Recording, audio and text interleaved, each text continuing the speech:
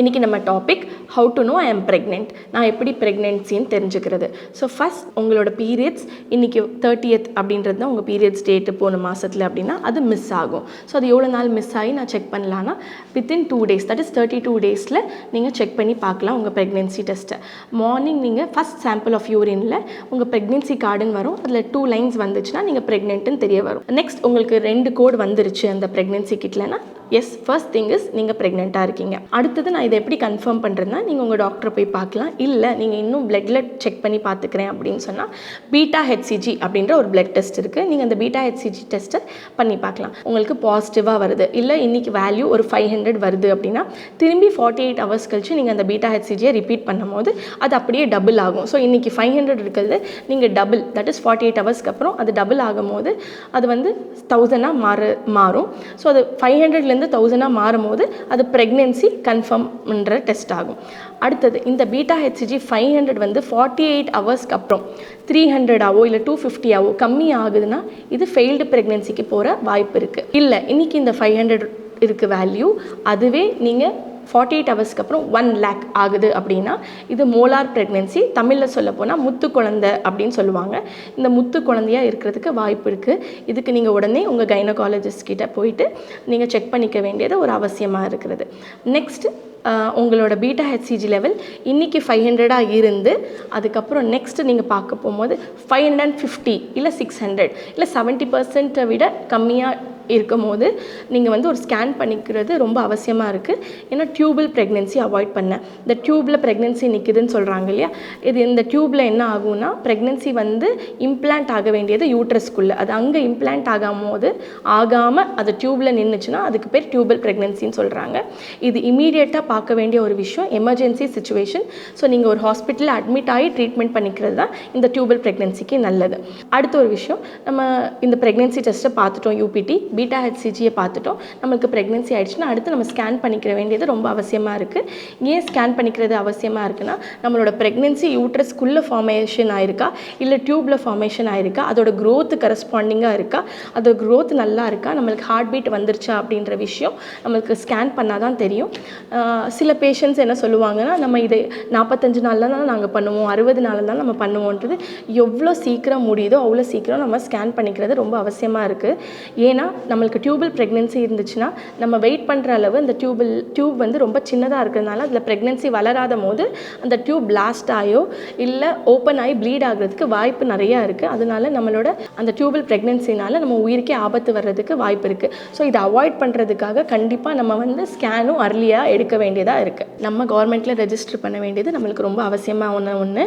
ஏன் நம்ம கவர்மெண்ட்டில் போய் ரெஜிஸ்டர் பண்ணுறோன்னா அங்கே ஒரு பிக்மி அப்படின்ற ஒரு நம்பர் கொடுக்குறாங்க. ஸோ எல்லா மதருமே ரெஜிஸ்டர் பண்ண வேண்டியது ரொம்ப முக்கியமான ஒரு விஷயம். நம்மளுக்கு கவர்மெண்ட்டுக்கு போகிறதுனால நிறைய நல்ல பெனிஃபிட்ஸும் இருக்குது. அது நம்ம போனால் மட்டும்தான் நம்மளுக்கு அதை பற்றி தெரியும். ஸோ கவர்மெண்ட்டில் ரெஜிஸ்டர் பண்ணுற வேண்டியது ரொம்ப முக்கியமான ஒரு விஷயம். ஃபஸ்ட் வீக்ஸில் நம்ம என்ன பண்ணுறோன்னா ஹார்ட் பீட் வர்றதுக்கு ஸ்கேன் பண்ணிட்டோம், நம்மளுக்கு ஹார்ட் பீட் வந்துருச்சு, நம்ம கார்டியாக் ஆக்டிவிட்டி எல்லாம் பார்த்துட்டோம், பேபி க்ரோத் ஆகிட்டுருக்கு. நெக்ஸ்ட்டு நம்ம எப்போ ஸ்கேன் பண்ணலாம் அப்படின்னா நம்ம 12 to 13 weeks 6 days NT scan அப்படின்றது ஒன்று எடுக்கிறோம். இந்த என்டி ஸ்கேன் என்னன்னா நியூக்கிள் டிரான்ஸ்லுவன்சி, அதை நம்ம பார்த்து நேசல் போன் டெவலப் ஆகிருக்கான்னு பார்க்குறோம். இது என்ன அவாய்ட் பண்ணுன்னா 3 விஷயத்தை நம்ம இதில் பார்க்க போகிறோம். Trisomy 13, trisomy 18, trisomy 21. இது 3மே என்னென்னா இது 3மே அனாமலி பேபி. அப்படின்னா நம்மளுக்கு இந்த மூக்கு வளர்ச்சி சரியாக இல்லாமல் இருந்துச்சுன்னா சில மென்டலி ரிட்டார்டட் பேபிஸு இல்லை மென்டலி சேலஞ்ச்டு பேபிஸ் பிறக்கிறதுக்கு வாய்ப்பு இருக்குது. ஸோ இது 3மே ஒரு சிண்ட்ரோம், டவுன்ஸ் எட்வர்ட் சிண்ட்ரோம் அப்படின்லாம் சொல்லுவாங்க. இதெல்லாம் அவாய்ட் பண்ணிக்கிறதுக்காக இந்த நம்ம 3 பண்ணி ஆகணும். ஸோ ட்ரைசோமி 13, ட்ரைசோமி 18, டவுன் சிண்ட்ரோமை அவாய்ட் பண்ணுறதுக்காக இந்த என்டி ஸ்கேன் கூட ஒரு பிளட் டெஸ்ட் பண்ணுவோம். That is called first trimester screening. இந்த ஃபஸ்ட் ட்ரைமிஸ்டர் ஸ்க்ரீனிங்கில் பீட்டா ஹெச்சிஜி பேப் ஏ அப்படின்ற 2 விஷயம் பார்ப்பாங்க.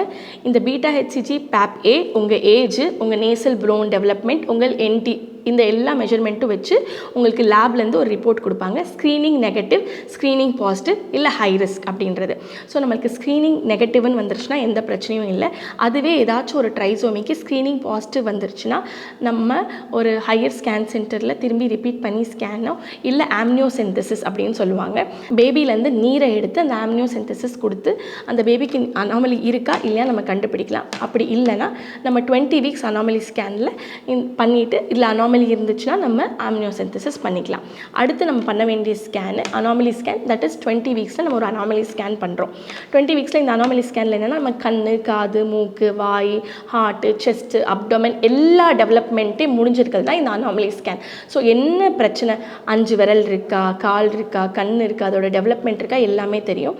பட் சில விஷயம் நம்மளால் பார்க்க முடியாது அந்த அனாமலி ஸ்கேனில். சில ஹார்ட் டிசீஸை நம்மளால் கண்டுபிடிக்க முடியாது. கண் ஃபுல்லாக ஒர்க் ஆகுதான் நம்மளால தெரியாது, காது கேட்குதான்னு தெரியாது. பட் டெவலப்மெண்ட்டாக வெளியில் இருக்கிற டெவலப்மெண்ட் நம்மளால் பார்க்க முடியும்.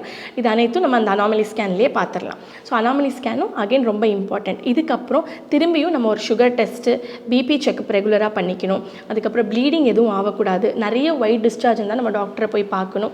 Sugar test, thyroid test, haemoglobin, இது எல்லாமே எல்லா ட்ரைமிஸ்டர்லையும் நம்ம திரும்பி பார்த்துக்க வேண்டியது ரொம்ப அவசியமான ஒன்று.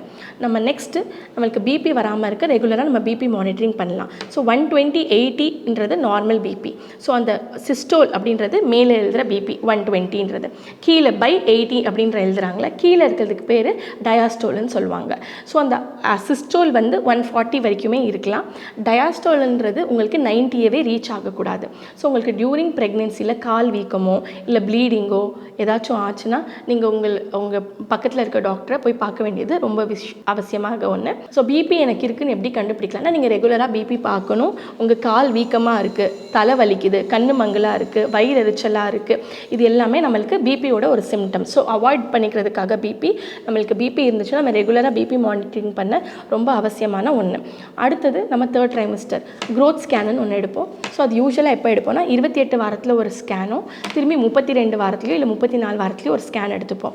இதில் என்ன பார்க்க போகிறோன்னா, நம்மளுக்கு தேவையான வளர்ச்சி இருக்காப்பா குழந்தைக்கு, ரத்தம் ஓட்டம் கரெக்டாக இருக்கா, அந்த வெயிட்டு கரெக்டாக இருக்கா, நம்மளுக்கு நஞ்சு கொடி கரெக்டான பொசிஷனில் இருக்கா, உள்ளே ஏதாச்சும் ப்ளீடிங் ஆகிருக்கா, பாப்பாவோட ஹார்ட் பீட் நல்லா இருக்கா, இது எல்லாமே நம்மளுக்கு அந்த க்ரோத் ஸ்கேனில் தெரியும். ஸோ நம்ம 2 க்ரோத் ஸ்கேன் எடுப்போம். ஒன்று 28 வீக்ஸ்லையும் ஒன்று 34 வீக்ஸ்லையும் நம்ம எடுத்துப்போம். ஸோ ரெண்டுலேயுமே க்ரோத் நல்லா இருந்துச்சா நெக்ஸ்ட்டு என்ன மாதிரி ப்ரெசன்டேஷன் இருக்குது, என்ன மாதிரி ப்ரெசன்டேஷன்னா நம்மளுக்கு தலை கீழே இருக்கா இல்லை பட்டெக்ஸ் அப்படின்ற ப்ரீச் பொசிஷன் அப்படின்னு சொல்லுவாங்க.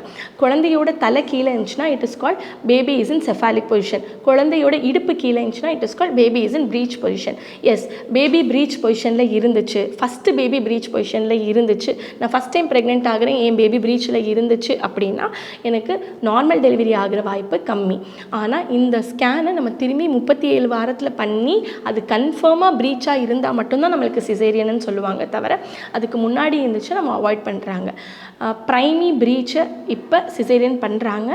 எதுக்காக அப்படின்னா அது சேஃப்டிக்காக. It is been told that primi ப்ரீச்சுக்கு நீங்கள் சிசேரியன் பண்ணலாம் அப்படின்னு. ஸோ இது செஃபாலிக்காக இருந்துச்சு, தலை கீழே இருந்துச்சுன்னா அது ஃபிக்ஸ்டாக நான் ஃபிக்ஸ்டாக நம்ம ரெகுலராக மானிட்டரிங் பண்ணுவோம் 3rd ட்ரைமஸ்டரில். அதை மானிட்டரிங் பண்ணி நார்மல் டெலிவரியாக சிசேரியனாக நம்ம பார்த்துக்கலாம்.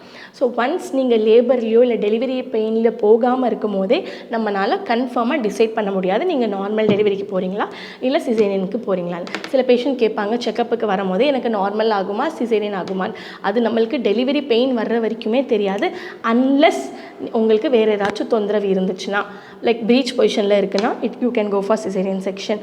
இல்லை ட்ரான்ஸ்வர்ஸ் லைக் குழந்தை குறுக்கால இருந்துச்சுன்னா நம்மளுக்கு சிசேரியன் ஆகிறதுக்கு வாய்ப்பு இருக்குது. இல்லை நஞ்சுக்கொடி ஃபுல்லாகவே நம்மளுக்கு கர்ப்பப்பையை கவர் ஆகிருக்குன்னா அப்போதைக்கு நம்மளுக்கு சிசேரியன் ஆகிறதுக்கு வாய்ப்பு இருக்குது. ஸோ இதெல்லாம் ரீசன்னால தான் நம்ம சொல்லுவோம், தவிர அது இல்லாமல் நம்ம யாருக்கும் இது நார்மலாக இது சிசேரியன் ப்ரெக்னென்சி செக்கப்பில் பண்ண முடியாது.